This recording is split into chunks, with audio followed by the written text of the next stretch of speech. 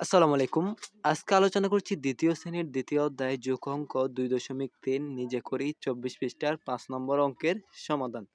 তাহলে ৫ নম্বর অঙ্কের প্রশ্নের মধ্যে কি বলা হয়েছে? এখানে বলা হয়েছে সৃষ্টিদের বাগানে ২৬ টি গোলাপ গাছ ও ৩৫ টি বেলি গাছ আছে। বাগানে কতগুলো গাছ আছে?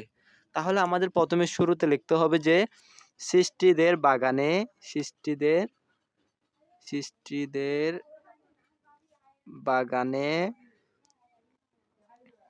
একটা কমা দিবেন। কমা দেওয়ার পর লিখবেন গোলাপ গাছ আছে, গোলাপ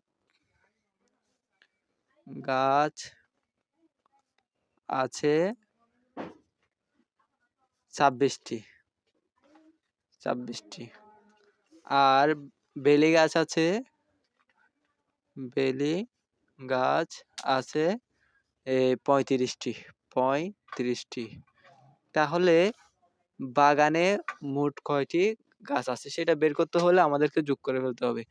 এখানে লিখতে হবে বাগানে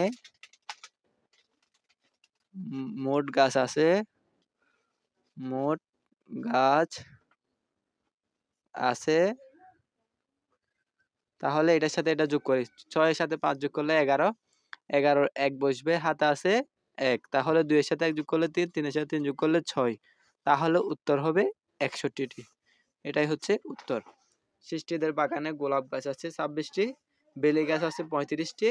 তাহলে বাগানে মোট গাছ আছে হচ্ছে ৬১ টি।